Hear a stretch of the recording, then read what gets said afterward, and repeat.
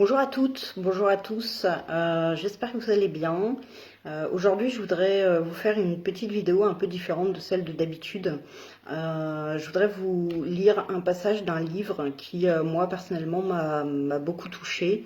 Je trouve ce livre être un chef-d'œuvre en fait. Tout simplement ce livre pour moi est un chef-d'œuvre. C'est Les prisons familiales de Anne-Laure Buffet, des éditions Erol. Anne-Laure Buffet, que j'apprécie beaucoup en tant qu'écrivain, en tant que thérapeute, en tant que femme. Coucou Anne-Laure. Voilà, je voudrais vous lire un extrait de ce livre, d'un de ces livres. Encore une fois, qui pour moi, ce livre, c'est un chef-d'œuvre. Beaucoup peuvent s'y retrouver. Beaucoup pourraient s'y retrouver dans le futur. Je leur souhaite pas. Vraiment, à beaucoup, ça pourrait faire résonance à quelque chose qu'ils ont vécu. Euh, voilà, je le conseille. Vraiment, c'est un livre que je conseille à tous et à toutes. Avant, je voudrais juste faire une aparté, je voudrais vous parler de quelque chose. Depuis quelques jours, alors je sais, on est en confinement, il fait beau, il fait chaud dehors, on ne peut pas sortir. Les gens sont un peu plus irritables, ils s'énervent plus facilement. Moi-même, j'ai une sensibilité un peu plus décuplée. Je suis un peu plus susceptible que d'habitude.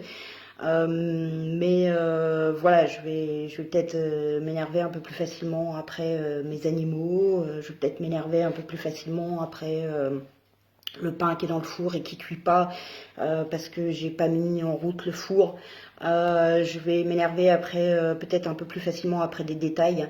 Mais en aucun cas je vais en faire pâtir autrui. Tout simplement en fait, et encore pire, des soi-disant amis.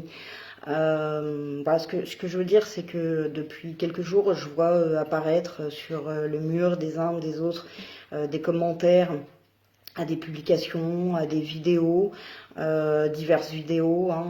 Je veux dire, on peut faire des vidéos drôles, on peut faire des vidéos de lecture, on peut faire des vidéos où dans l'instant on va émettre une émotion de tristesse, de colère, parce que le confinement, parce que le moment, parce que l'émotion sera comme ça à ce moment-là.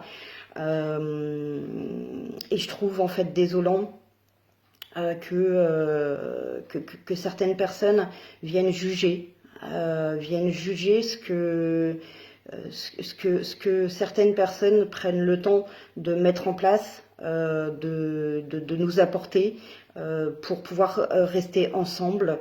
On se soutient, on reste connecté, c'est important.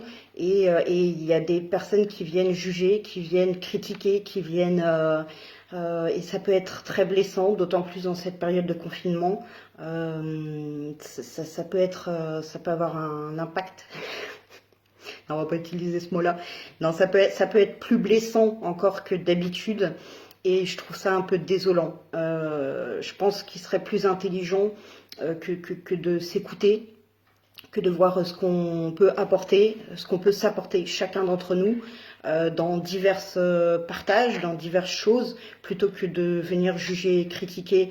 Alors que ça peut être encore une fois une émotion, juste une émotion du moment, ou le partage de lecture qu'on fait aux autres. Pour rester ensemble. C'est des beaux gestes et des beaux gestes qui sont jugés et critiqués, et je trouve ça un petit peu, vraiment, pas un petit peu, mais vraiment désolant. Voilà, c'était juste une aparté. Maintenant, je vais vous lire donc un extrait de ce livre. Alors, c'est pas évident parce que je vous lirai bien tout le livre. Donc, j'ai choisi un extrait, mais tout le livre est vraiment très très bien. Donc, j'y vais. Les mécanismes de la violence. Chapitre 2. Cycle et répétition. La victime de violences psychologiques, enfant ou adulte, ne sait jamais sur quel pied danser. Elle subit constamment des douches écossaises. Elle n'est assurée que d'une chose, si elle parle ou si elle réagit mal, elle sera critiquée par son emprisonneur. Mise en incapacité de savoir comment bien réagir, elle s'expose toujours aux reproches.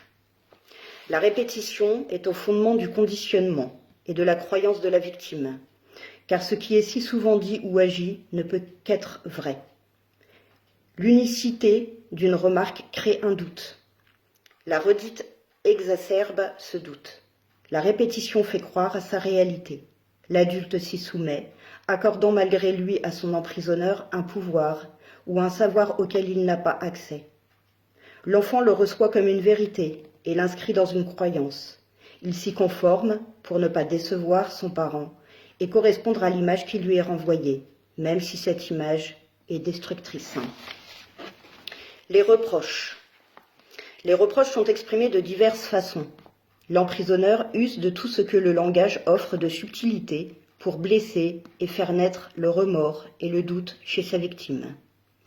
La prise de pouvoir par l'affirmation d'un savoir, d'une compétence. À ta place, je n'aurais pas dit ça, je n'aurais pas fait ça. L'infantilisation. Je dis ça pour toi. Tu as encore eu besoin de n'en faire qu'à ta tête.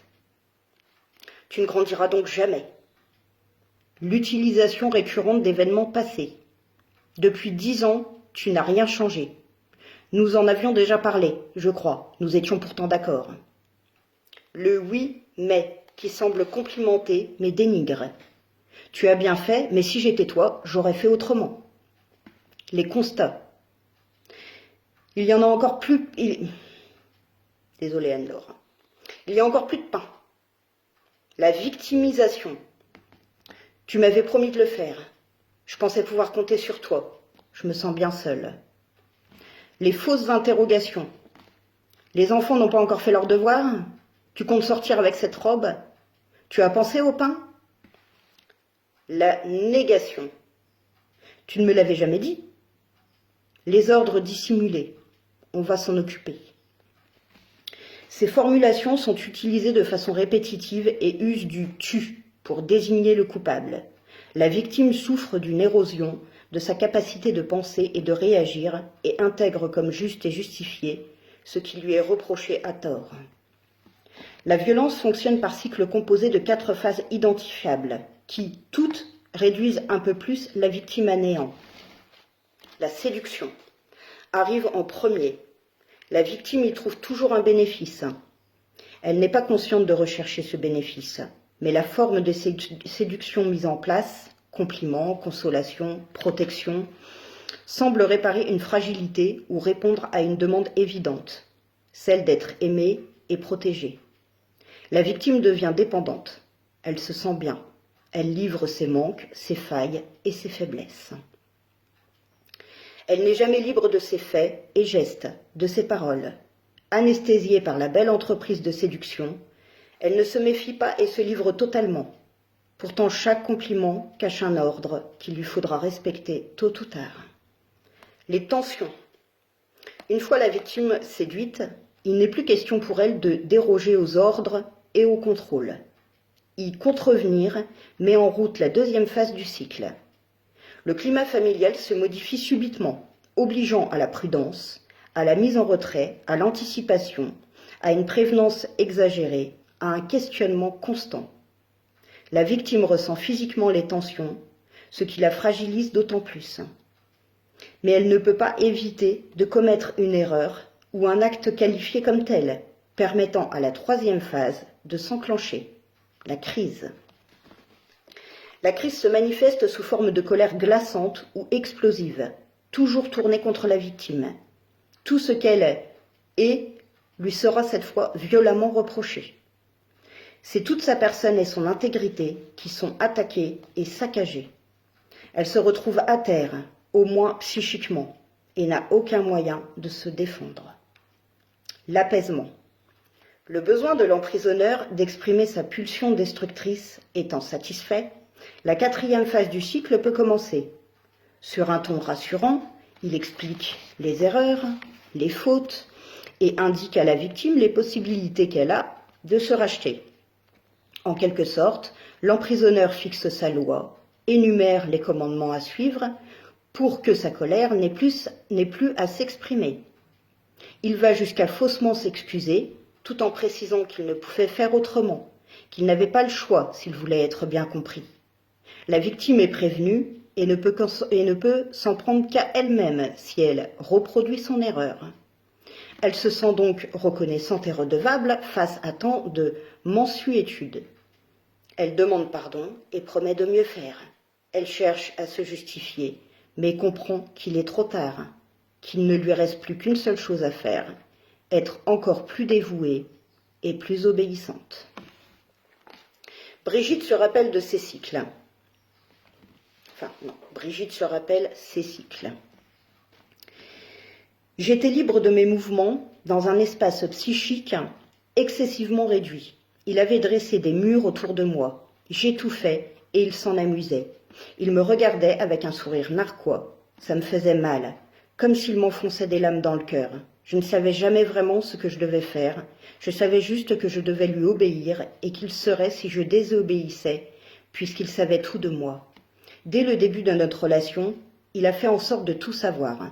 J'étais crédule et confiante. Il s'est servi de tout, de ma solitude d'enfant, de mon désir de toujours bien faire. Il m'a tenue à distance du monde, disant qu'il me protégeait. Il a décidé de toute ma vie. J'ai fait tout ce qu'il voulait. Il finissait toujours par me le reprocher. Mon immobilisme et ma bêtise étaient un poids. Je lui gâchais la vie et ne servais à rien. Il retournait tout contre moi, même les choses les plus anodines. Je devais me taire et l'écouter. Dans chaque critique, il y avait toujours quelque chose de mon passé, quelque chose de vrai. Et je finissais par le croire à cause de ça. Quand j'oubliais ou me trompais, il explosait. Il me menaçait de partir, de me mettre à la rue, de me laisser sans un sou, de prendre les enfants, de me supprimer pour que je ne fasse plus de mal à personne. Puis il se calmait, me faisait promettre de m'améliorer et disait qu'il m'aimait douce et gentille, comme il m'avait rencontrée. Alors j'essayais d'être encore et encore cette femme douce et gentille, pour surtout ne pas le perdre, ni perdre mes enfants. Et je cherchais à me corriger, mais je n'y arrivais jamais, et chaque fois il se mettait un peu plus en colère. La violence psychologique repose sur cette interaction. La victime ne cesse d'agir, mais de façon dispersée, puisqu'elle ne sait pas clairement ce qui est demandé ou attendu. L'auteur des violences crée le doute pour obliger à l'action ou à l'inaction. Il s'en sert pour libérer ses pulsions de colère qu'il ne peut maîtriser et qu'il extériorise, se sentant ainsi vivant. Il est donc perpétuellement en colère, mais le dissimule habilement pour conserver à sa merci la personne contre laquelle il se retourne. Les crises sont libératrices et apaisées par des mensonges pour maintenir la victime dans cet emprisonnement psychique. L'ambivalence permanente. L'ambivalence la plus notable réside dans le fait que l'emprisonneur se comporte différemment selon qu'il se trouve en public ou seul avec sa victime. S'il sait se montrer charmant, attentif, souriant, drôle ou prévenant, conjoint idéal et parent rêvé devant des témoins, son comportement se modifie radicalement lorsque plus personne n'assiste à son spectacle. Il devient alors indifférent, silencieux, narquois, sournois, insidieux, dévalorisant, dénigrant, injurieux, insultant. La violence psychologique trouble la raison et utilise les émotions de manière disproportionnée, inadaptée aux situations, créant doute et confusion chez la victime. Ce doute permanent retire tout sentiment de protection et toute assurance, détériore ou interdit la confiance et l'estime de soi. Celui ou celle qui use de violence psychologique contrôle en permanence. Seule sa parole compte et son autorité doit être respectée. Toute autre figure d'autorité est dès lors considérée comme dangereuse et doit être tenue à l'écart ou réduite au silence et à l'inaction. L'emprisonneur infantilise en répétant des sous-entendus ou des critiques faisant perdre ou empêchant la victime de prendre confiance en elle, de se sentir valorisée et compétente. S'il est insatisfait, il arrive à ses fins en utilisant le chantage ou la menace clairement exprimée ou sous-entendue, ce qui trouble davantage la victime. A-t-elle bien compris, bien répondu, suffisamment réfléchi? S'est-elle donné tout le mal qu'elle pouvait se donner? Fait-elle assez attention? Est-elle assez gentille, prévenante, câline? Ou encore ne serait-elle pas trop exigeante, trop capricieuse ou trop incapable? Quoi qu'elle fasse, elle aura toujours tort, sera toujours minimisée et jamais remerciée. Le vocabulaire de la violence. Nous pouvons tous faire preuve de maladresse, être exigeants, blessants ou vexants avec ceux que nous aimons. Lorsqu'il n'y a pas intention, lorsque la blessure est comprise et entendue, il est alors préférable de parler de maladresse blessante, plutôt que d'humiliation. L'humiliation a pour objet de faire mal. La maladresse est non intentionnelle, nécessite des excuses, mais ne cherche pas à contraindre ou à diriger. Quand on est tenté d'utiliser les termes de harcèlement, de victime, un mot parfois jugé disqualifiant, ou de violence psychologique, pour désigner des tensions ou des disputes mineures qu'on reproche à l'autre, on risque de s'enfermer dans cette idée. En revanche, les personnes qui sont profondément atteintes par cette violence n'osent plus utiliser ces mots par peur d'être jugées ou incomprises.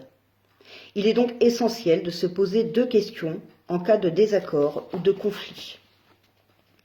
Qu'est-ce que ce conflit me fait émotionnellement? Ai-je la possibilité psychique et l'envie d'y répondre? Lorsque les réponses sont négatives, j'ai peur de la suite, je ne sais pas quoi répondre, si je réponds j'aggrave toujours la dispute, je préfère me taire. Nous ne sommes déjà plus dans le conflit, mais sous contrôle, en perte de confiance ou d'estime de soi. La relation est déjà déséquilibrée.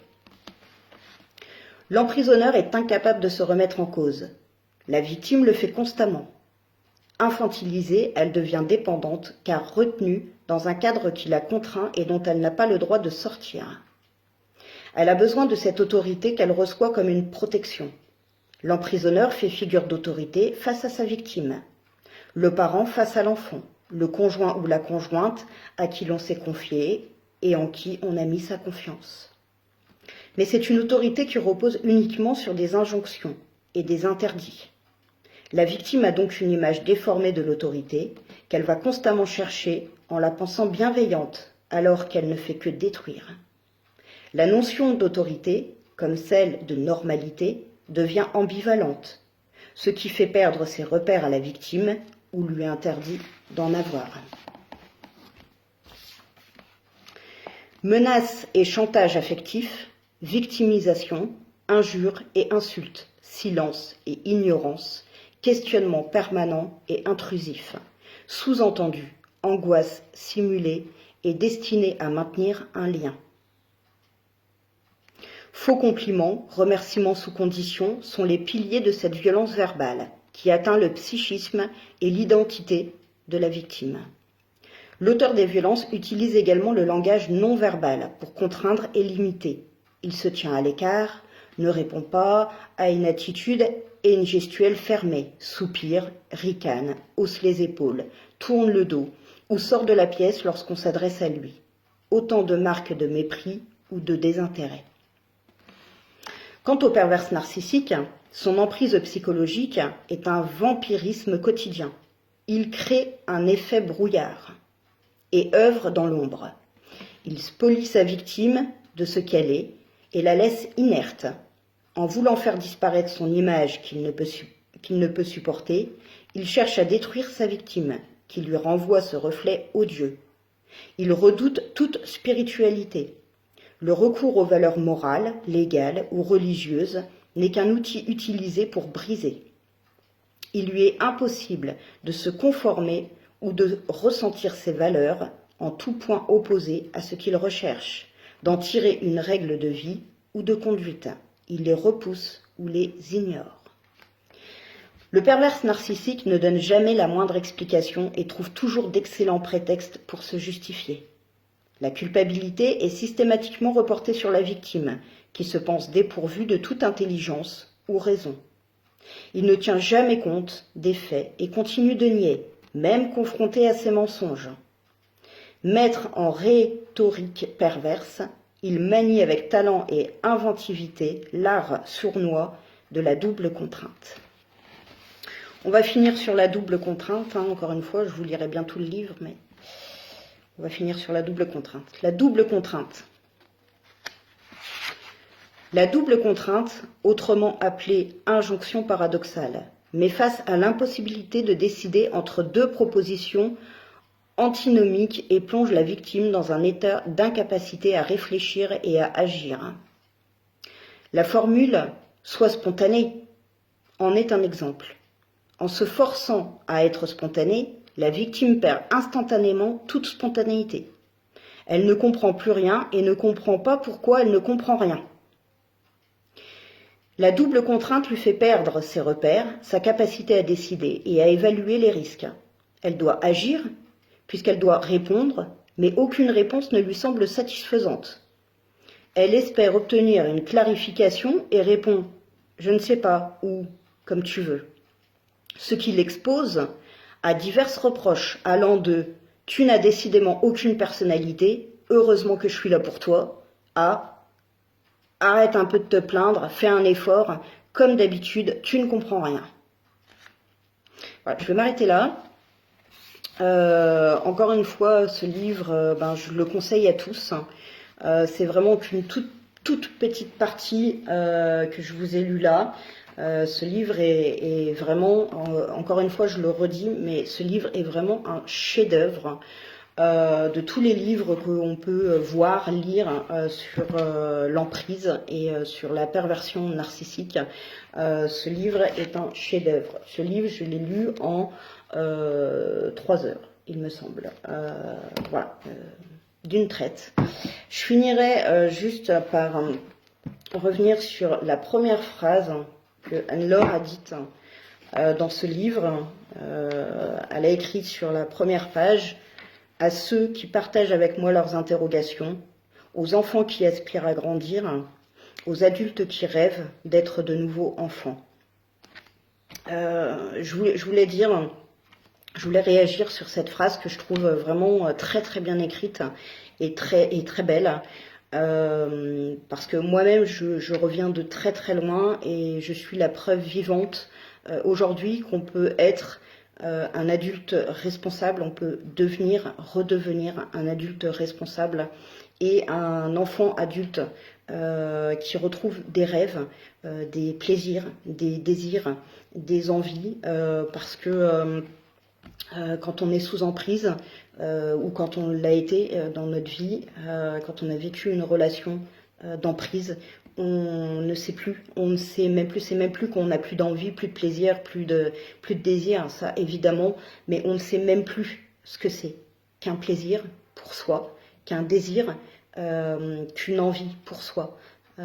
Et je suis la preuve vivante et encore une fois je reviens de très très loin et je suis la preuve vivante qu'on peut redevenir un enfant adulte avec des rêves et se renourrir ou apprendre à se nourrir sainement d'envie, de désir et de plaisir pour soi.